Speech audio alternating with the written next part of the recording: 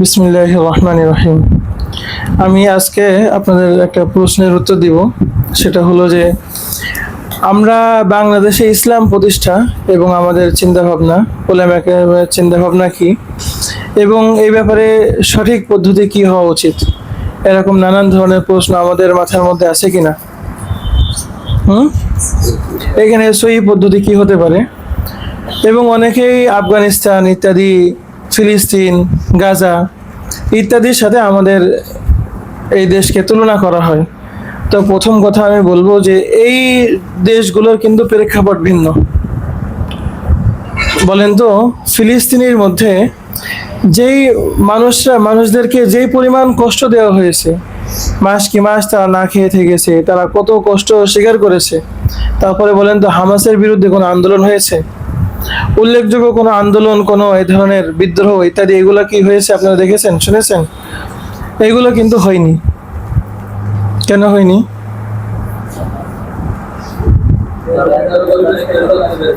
কারণ ওখানে আগে থেকেই মানুষের ইসলামের প্রতি তাদের একটা মহব্বত, ভালোবাসা, ইসলামকে জানা বোঝা, এরা আগে থেকেই তাদের আছে। বা আগে থেকে আছে কিভাবে বলুন হুজুর, আছে কিভাবে, আমাদের নাই কিভাবে?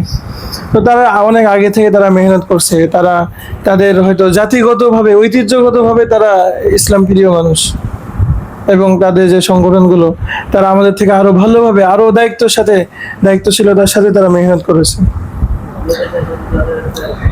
এবং আফগানিস্তানেও মানুষ কিন্তু জাতিগতভাবেই তারা ধার্মিক, তারা মুসলিম, তারা মুত্তাকি।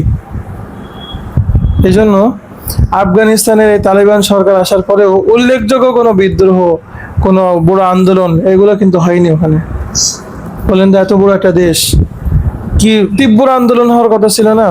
এত ইসলামী অনুশাসন তারা ফলো করতেছে, এবং তারা কি অল্প স্বল্প সংকটে ছিল না? অনেক বেশি। আমি একটু ছোট্ট করে বুঝাই। আমাদের দেশে কোনো একজন হুজুর যদি কোনো একটা মন্তব্য করে, ধরেন মামুনুল হক সাহেব, একটা উদাহরণ দিলাম, ধরেন কোনো বাস্তব না, মামুনুল হক সাহেব একটা বক্তব্য দিয়েছে, যার ফলে ইন্ডিয়ান রাষ্ট্রের পক্ষ থেকে তার কড়া বিবৃতি দেওয়া হয়েছে, এবং বাংলাদেশি বিভিন্ন ধরনের একটা ছোটখাটো নিষেধাজ্ঞাও আসলো মামুনুল হক সাহেব হুজুরের একটা মন্তব্যের প্রেক্ষিতে।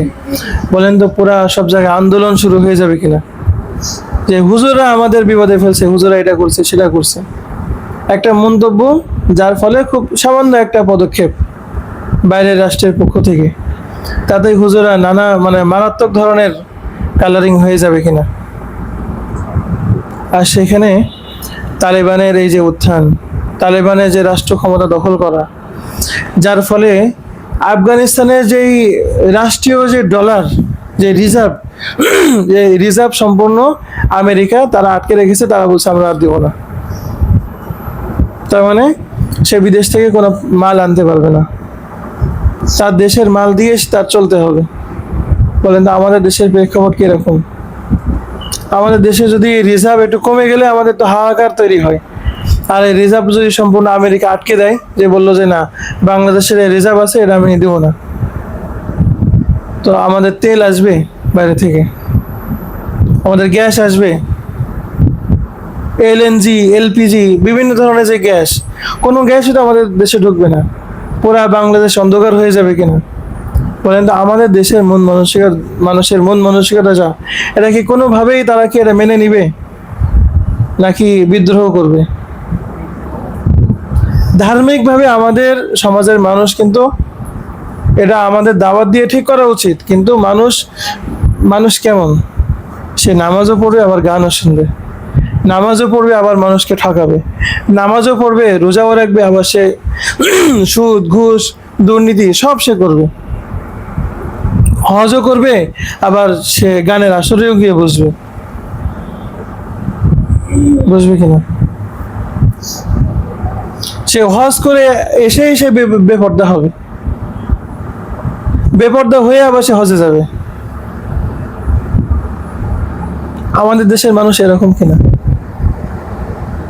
আমাদের দেশের মানুষকে যদি আপনি বলেন আপনাকে পরিপূর্ণ ইসলাম মানতে হবে, একেবারে ইসলামের বাইরে আপনি যাইতেই পারবেন না, শুধু নামাজ না, পরিপূর্ণ ইসলাম মানতে হবে, আপনি বিশ্বাস করেন 95% 90% মানুষ, আলেম ওলামা ছাড়া সাধারণ মানুষের মধ্যে 90% মানুষ সে প্রস্তুত হবে না, সে রাজি হবে না।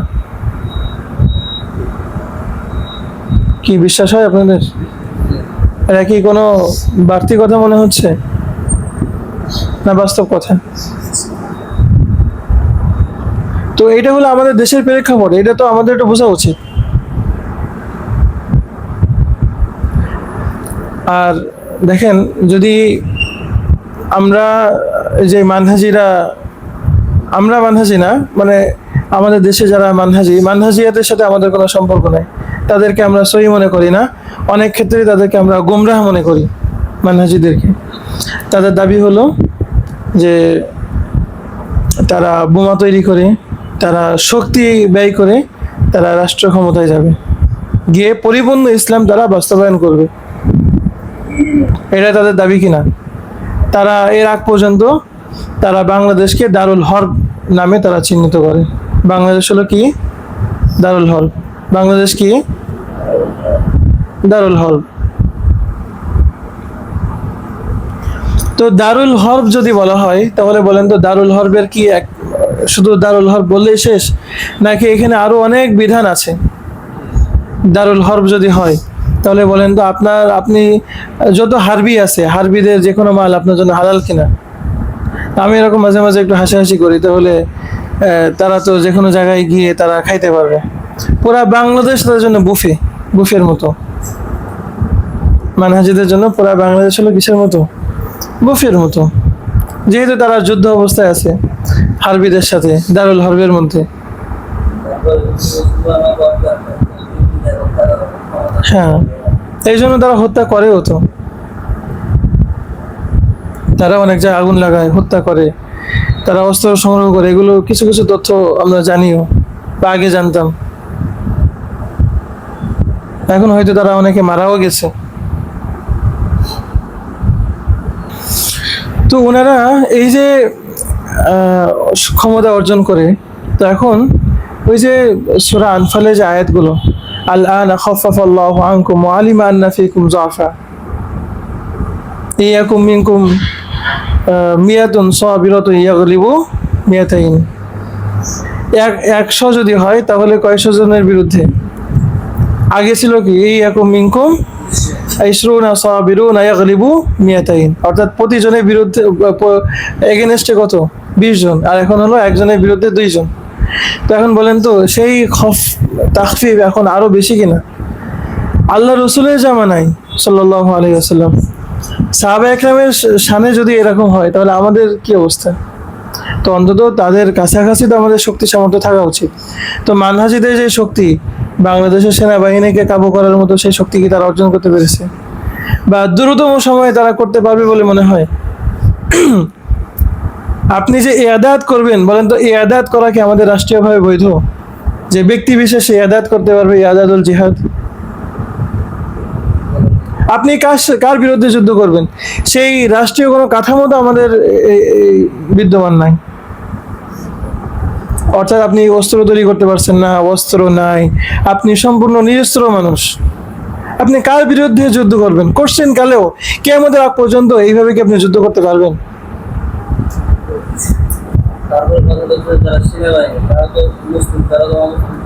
হ্যাঁ, এবং মুসলমানদের বিরুদ্ধে আপনার যুদ্ধ করতে হবে। আপনি যে বলছেন যে তারা অমুসলিম, এই অমুসলিম বলা তো এটা আপনাদের ইমানের সমস্যা তৈরি হচ্ছে। তো যাই হোক, এটা মোটেও কোনো সঠিক কোনো তরিকা না। তারপরে আমি তর্কের খাতিরে যদি কিছুক্ষণ ধরে নিই যে মানহাজিরা অনেক বিপুল পরিমাণ শক্তির অধিকারী তারা হয়েছে, বিভিন্ন রাষ্ট্র থেকে তারা এরকম জাহাজে করে বিশাল অস্ত্র নিয়ে তারা একটা এলাকা দখল করে সেখানে একটা ছোটখাটো রাষ্ট্র প্রতিষ্ঠা করে তারা এখন আসলো হামলা করার জন্য। সেনাবাহিনীর বিরুদ্ধে তারা বিজয়ী হয়েছে, তর্কের খাতিরে ধরে নিলাম। তো এরপরে তারা রাষ্ট্র ক্ষমতা দখল করেছে, তারা সংসদ ভবন দখল করেছে, সচিবালয় তারা দখল করেছে, মানে প্রশাসন পুরা তাদের। এখন বলেন তো জনগণকে কি তারা মানাতে পারবে? আমাদের যারা নাচ গান দেখতে অভ্যস্ত, তাদেরকে যদি আপনি বলেন আজকে থেকে সব অশ্লীলতা বন্ধ, সব বেপর্দা বন্ধ, আপনি কয় কয় কয় লক্ষ কয় কোটি মানুষকে আপনি ধরবেন? এবং এরা যখন সবাই আন্দোলনে নামবে কিনা, কোনো আন্দোলনের কোনো সংগঠক লাগবে না, সবাই সহোদ্যোগী হয়ে বিভিন্ন সংস্থা সংগঠনের পক্ষ থেকে কোটি কোটি মানুষ এই মানুষের বিরুদ্ধে আন্দোলনে নেমে যাবে কিনা? ধরেন সেনাবাহিনী নাই, কিচ্ছু নাই, সাধারণ মানুষ তো আছে, সে তো চাচ্ছে না। আমরা বলছি না যে সাধারণ মানুষ চাইবে না, আমরা চাই যে সাধারণ মানুষ ইসলাম দ্বারা শাসিত হতে চাইবে, কিন্তু এটা তো বোঝাতে হবে। একটা মানুষের সারা জীবন যা কিছু দেখে বড় হয়েছে এবং ইসলাম ফোবিয়া তাদের মধ্যে আছে, যে ইসলাম অনেক কঠিন জিনিস, ইসলাম অনেক নির্মম জিনিস, এসব কিছু তাদেরকে ছোটকাল থেকে মাথার ভিতরে ঢুকানো হয়েছে কিনা? ঢুকানো হয়েছে নাকি হয়নি? তো যখন এগুলো তারা দেখবে, বলেন তো বাংলাদেশের মানুষ কি বসে থাকবে? না, তাদের বিরুদ্ধে আন্দোলনে নামবে, নেমে এই সরকারকে উৎখাত করা পর্যন্ত তারা বাড়ি ফিরে যাবে। এবং শুধু কি দেশের মানুষ, আবার তর্কের খাতিরে ধরে নিলাম যে বাংলাদেশের মানুষও বিরাট পীর বুজুর্গ হয়ে গেছে, প্রত্যেকটা মানুষ শাহজালাল হয়ে গেছে, কেউ আর নাস্তিক নাই, কেউ এরকম মুরতাদ নাই, কেউ এরকম ইসলাম বিদ্বেষী নাই, সবাই চায় যে আমরা পুরাপুরি মানহাজিয়ার দ্বারা আমরা শাসিত হব, পুরাপুরি ইসলাম আমরা মেনে চলবো। এই দুইটা আতফু করলাম, এটা ঠিক হয়নি। মানহাজিয়াত এক জিনিস, ইসলাম মানে সেটা আরেকটা জিনিস।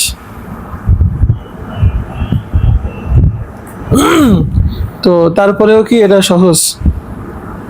এরপরে জটিলতা কি বলেন তো?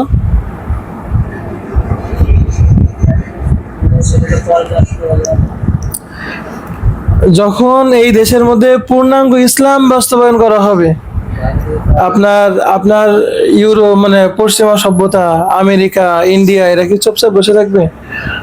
নাকি এরা প্রথমেই আগে মানে সশস্ত্র হামলা করার আগে এরা আগে বিভিন্ন কারণ বানাবে, প্রথমে আপনার নিষেধাজ্ঞা দিবে, বলবে যে রিজার্ভ আটকে রাখলাম, কারণ ওই যে আপনি তাদের আবার কিছু বুলি আছে, একটা দেশ যাতে কোনোভাবে ইসলামী না হতে পারে এই জন্য তারা কিছু গণতন্ত্রের নামে কিছু মূলা চলিয়ে দিয়ে রাখছে।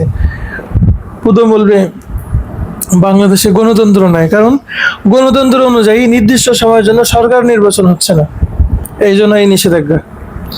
এখানে নারীরা তারা তাদের মানে স্বাধীনতা খর্ব হচ্ছে, এই জন্য এই নিষেধাজ্ঞা। এরপরে বলবে শিক্ষা প্রতিষ্ঠানে অবাধ মেলামেশা নাই, এই জন্য এই নিষেধাজ্ঞা। এখানে মানুষকে ধর্মান্তরিত করার জন্য বাধ্য করা হচ্ছে, এই নিষেধাজ্ঞা।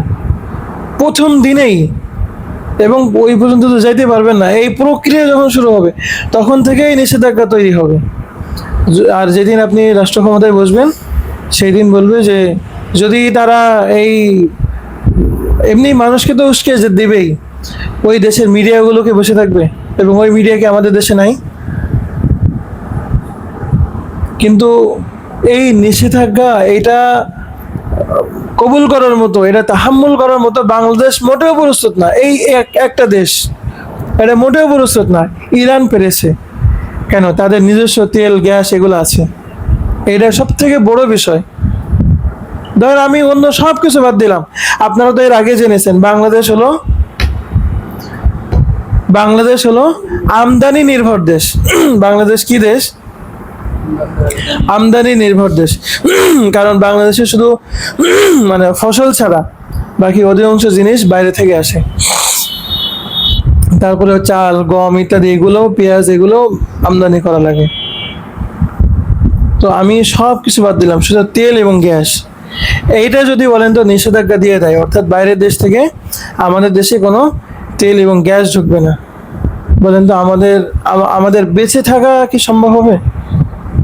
আমরা কি ন্যূনতম খেয়ে পরে বেঁচে থাকতে পারবো আমরা?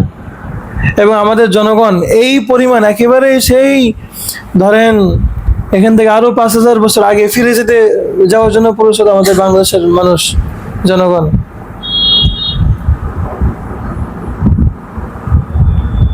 বিদ্যুৎ যদি না থাকে, জ্বালানি তেল যদি না থাকে, গ্যাস যদি না থাকে, তো আমরা তো বেঁচেও থাকতে পারবো না। ইরানের উপরে প্রচুর নিষেধাজ্ঞা আছে, তো সেই নিষেধাজ্ঞা সত্ত্বেও তারা তাদের নিজস্ব জ্বালানি দিয়ে, নিজস্ব দেশের সম্পদ দিয়ে তারা চলতে পারছে কিনা। রাশিয়ার উপরে পশ্চিমারা নিষেধাজ্ঞা দিয়েছে, তো রাশিয়া যেহেতু সে নিজেই এগুলো উৎপাদন করে, এই জন্য তারা কিন্তু টিকে আছে। যদিও সমস্ত দেশের সব কিছু থাকা সত্ত্বেও প্রচুর তাদের ক্ষতি হয়েছে কিনা, কিন্তু তারপরেও তারা জাতিগতভাবে টিকে আছে তাদের নিজস্ব সম্পদের কারণে। কারণ তারা রপ্তানি করে, আমদানি করে না। আর আমরা কি করি? আমদানি করি, রপ্তানি করি না। আমাদের দেশে টুকটাক কিছু তেল গ্যাস হয়, সেটা দিয়ে হয়তো আমাদের বক্সারটা চলবে, কিন্তু পুরা বাংলাদেশ মানে তো আমাদের বক্সার না। তাহলে বলেন যে ওই মানহাজিরা যদি পুরা বাংলাদেশকে যদি তৈরিও করে, রাষ্ট্র ক্ষমতায় যায়, পূর্ণাঙ্গ যদি ইসলাম বাস্তবায়ন করতে চায়, নারীদেরকে যদি ঘরের মধ্যে রাখে, আচ্ছা আমি বলছি না যে এইগুলো আমরা চাই না, আমরা একেবারে ওয়াল্লাহি দিল মন প্রাণ থেকে 100% আমরা চাই। আমরা আলেম ওলামা, এটা আমরা আমাদের দিলের, সবার দিলের এটা মানে প্রচন্ড কামনা কিনা যে কবে, কারণ আমরা যে মাসাইলগুলো পড়ি অধিকাংশ তো আমাদের এখানে নাই। ইসলামী রাষ্ট্র না থাকার কারণে আমরা এটা বলতেও পারি না, আমরা তো আফসোস করি সবসময়। কিন্তু আমি একটু বাস্তবতা আপনাদেরকে আমি শোনাতে যাচ্ছি। পশ্চিমা যে বাস্তবতা, এটা কি আমাদের হাতে আছে বলেন? এটা দূর করা আমাদের বাংলাদেশের মুসলমানদের ওলামা একরামের পক্ষে কি সম্ভব? এটা দূর করা ওলামা একরামের কি অস্ত্র বানানোর অনুমতি আছে? একটা মাদ্রাসা যদি অস্ত্র বানায়, তো সবগুলো মাদ্রাসা বন্ধ করে দিবে কিনা তারা? মাদ্রাসাগুলো কি আর টিকে থাকবে? না, মাদ্রাসাগুলো সব বন্ধ করে দিবে। এবং এটা নিয়ে কি শুধু এই দেশের মিডিয়া আলোচনা হবে না, বিদেশের মিডিয়া আলোচনা হবে। এই যে আপনাদের রাজারহাটে এক মাদ্রাসায় শুধুমাত্র কি খেলনার একটা কি যেমন খুশি তেমন সাজো একটা আঞ্জুমানের অনুষ্ঠানকে কেন্দ্র করে পুরা বিশ্বে নিউজ হয়েছে।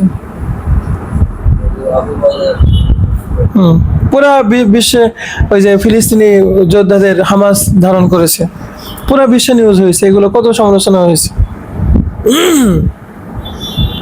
তো এটা খেলনার সোলার পিস্তল থেকে যদি এই অবস্থা হয়, একটা পিস্তল একটা গুলি যদি আপনি তৈরি করেন, তো এটা নিয়ে পুরা দেশ, আপনার যারা ইসলাম বিদ্বেষী তারা কি করবে?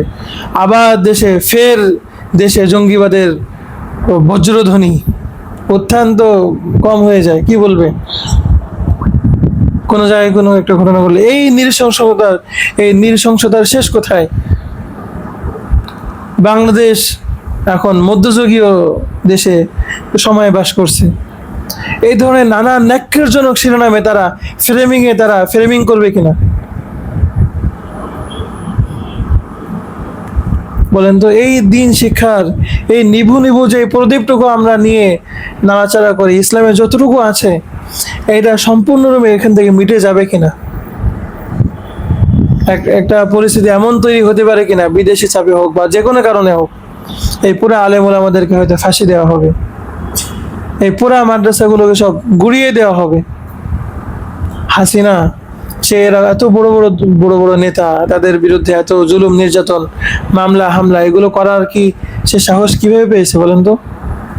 বিভিন্ন রাষ্ট্রের ইন্ধনেই তো সাহসটা সে পেয়েছে, সেখানে গিয়ে সে আবার আশ্রয়ও নিয়েছে। এখন কোনো বড় রাষ্ট্র পাশের সে যদি বলে যে তোমার এই কাজটা করতে হবে, এই মাদ্রাসাগুলো সব গুড়িয়ে দেওয়া ছাড়া তোমার দেশ ধ্বংস করে দিব, বা এরকম সরাসরি কূটনৈতিক চ্যানেলে এই ধরনের যদি হুমকি দেওয়া হয়, এবং আস্তে আস্তে তারা ওই দিকে অগ্রসর হবে কিনা? তারা দেখবে যে আমরা নিজে বাঁচবো নাকি আমরা কমই মাদ্রাসা বাঁচাবো।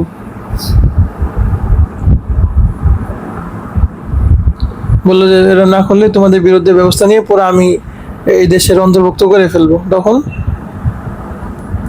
আমরা জিহাদি স্লোগান দিয়ে কি আমরা অস্ত্রমুখে টিকতে পারবো?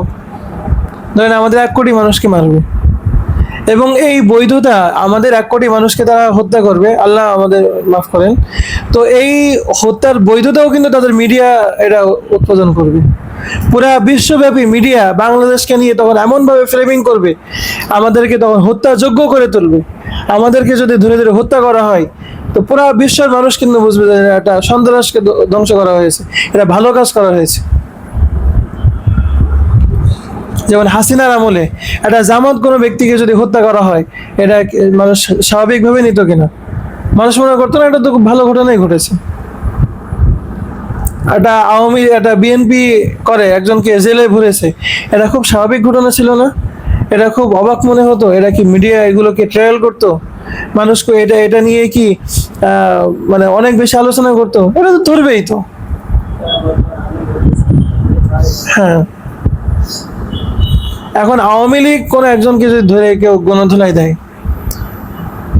তাকে যদি জেলে ভরে, যদি ফাঁসি দেয়, ফাঁসি যদি কার্যকর করে, বলেন তো আমাদের দিলে একটুও কি রহম হবে? যদি তার অপরাধ থেকে থাকে, আমরা চাই নিরাপদ কোনো মানুষ সে জুলুমের শিকার না হোক। শুধু একটা দলের সম্পৃক্ততার কারণে তার উপরে যাতে নির্যাতন স্টিম রোলার চালানো না হোক, সেটা আমরা চাই।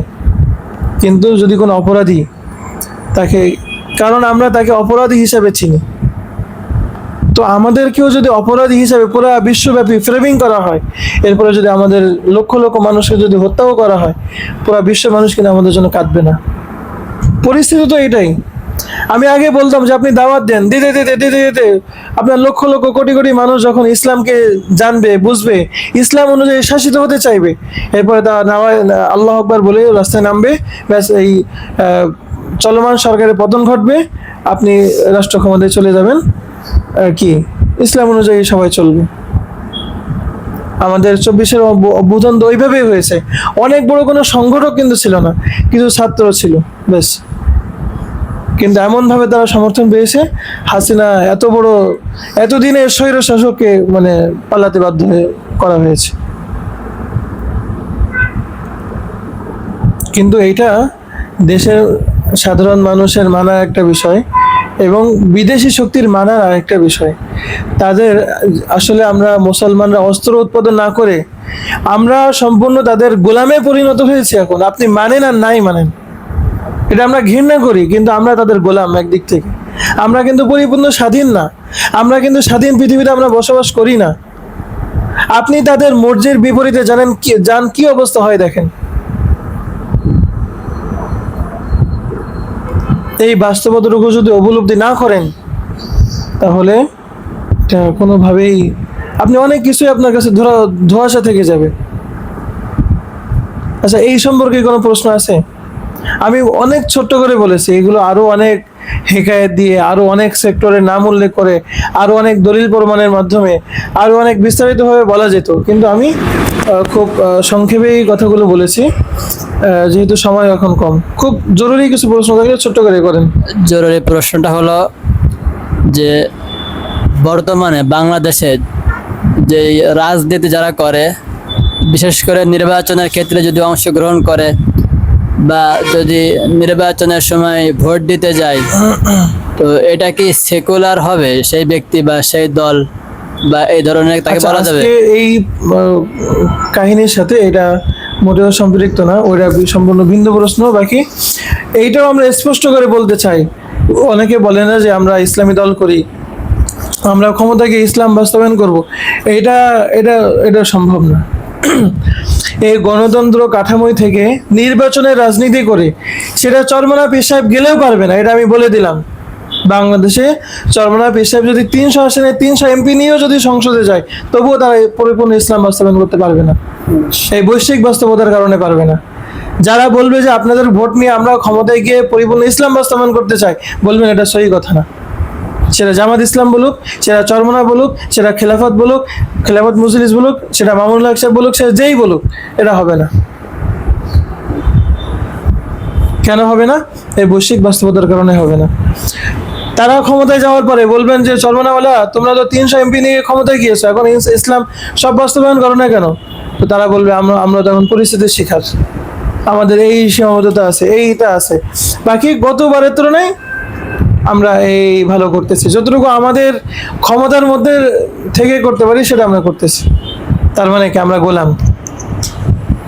হ্যাঁ, বাকি কিছুটা তো উন্নয়ন হবে, কিছুটা উন্নয়ন বলতে কিছুটা উন্নতি তো হবে, কিছুটা শরীয়তের বাস্তবায়ন তো আমরা পাবো, কিন্তু তারা অন্যান্য আশেপাশের শক্তি, বড় বড় শক্তি, পারমাণবিক শক্তিগুলো আমাদের এগুলো দিবে না। আমরা মুসলমানরা অস্ত্র উৎপাদন না করে আমরা সম্পূর্ণ তাদের গোলামে পরিণত হয়েছি, আমরা মানি আর নাই মানি। অনেক জিহাদি বক্তব্য দেওয়া ইত্যাদি, এটা সহজ, তো এই বাস্তবতাটুকু উপলব্ধি করতে হবে। জিহাদি চেতনায় উজ্জীবিত আমাদের থাকতে হবে সব সময়। যদি ওই রকম ক্ষেত্র আসে, নিজেদের জীবন বিলিয়ে দেওয়ার মতো সেই তামান্না, সেই প্রস্তুতি আমাদের থাকতে হবে। কিন্তু এই যে বাস্তবতা এত সময় বললাম, এটা পরিপূর্ণ মাত্রায় অনুধাবন না করতে পারলে দুর্ভোগ দুর্দশা এটা আমাদের ভাগ্যের লেখন আছে।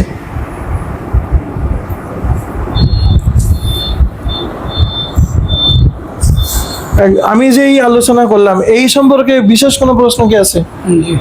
বলুন। বলেছেন যে বর্তমান ইসলামী ইমারত যদি বাংলাদেশে করা হয়, পদ্ধতি একটা যে দাওয়াত দিতে হবে, প্রচুর পরিমাণ দাওয়াত দিয়ে, মানে সাধারণ মানুষকে তৈরি করলে পরিপূর্ণ, বললাম তো, পরিপূর্ণ ইসলাম এটা হবে না। আমাদের বাংলাদেশের মতো বাস্তবতায় এই বৈশ্বিক পরিস্থিতি যতদিন থাকবে হবে না। কারণ আপনি যখন পরিপূর্ণ ইসলাম বাস্তবায়ন করতে যাবেন, নিষেধাজ্ঞা আসবে, বৈশ্বিক মানে আপনার এমনকি সামরিক হস্তক্ষেপ হইতে পারে। তাহলে তো বাংলাদেশে মানে কিয়ামতের আগে আর ইসলামী ইমারত হবে না। এটা শুধু দেখেন, ইসলামী রাষ্ট্র এটা শুধু বাংলাদেশের জন্য না তো। এটা যদি এমন হয় যে পুরো আরব বিশ্ব এক জায়গায় হলো, ইরান তারাও ধরেন পুরা মুসলমান হলো, পুরা যাদের আসলে নিজেদের কোমর আছে এইরকম দেশ থেকে যদি এটা সূচনা হয়, ধরেন তারা একটা সুপার পাওয়ার হয়ে উঠলো পুরা মুসলিম বিশ্বগুলো মিলে, এরপরে বাংলাদেশ বললো আমরাও তোমাদের জোটের অংশ, ওইভাবে হতে পারে। কিন্তু শুধু বাংলাদেশ পুরা বিশ্বের মধ্যে কোনো জায়গায় নাই, শুধু বাংলাদেশ এটা হবে না।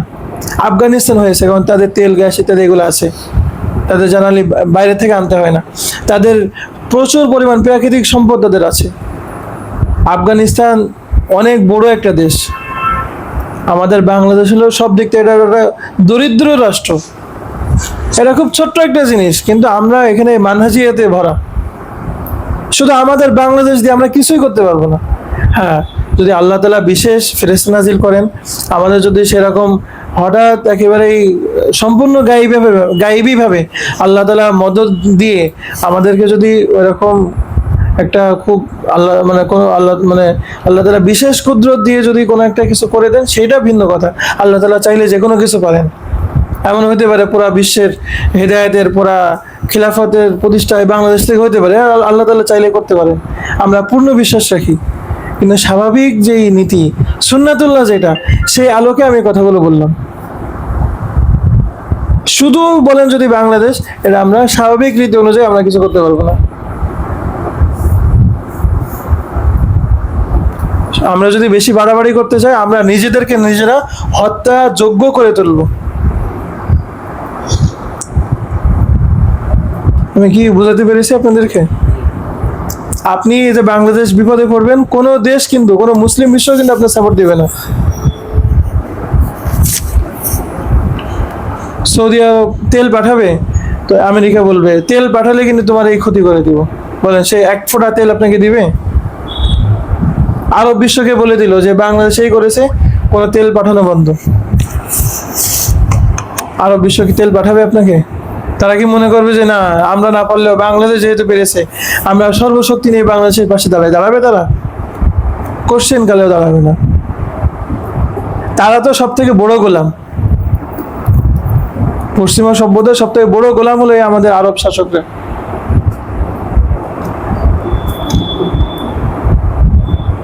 বুঝে আসেনি?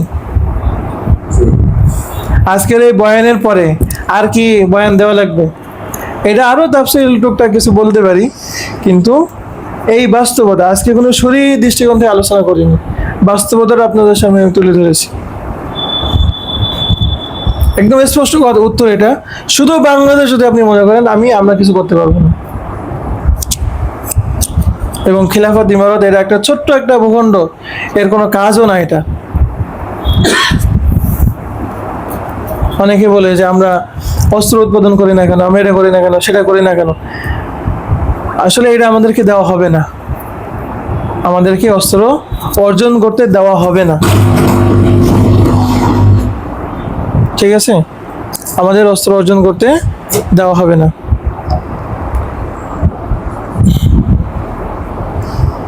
তো এই আর কি, ঠিক আছে। সুবহানাল্লাহি ওয়া বিহামদিহি, আশহাদু আল্লা ইলাহা ইল্লাল্লাহ, আস্তাগফিরুল্লাহ।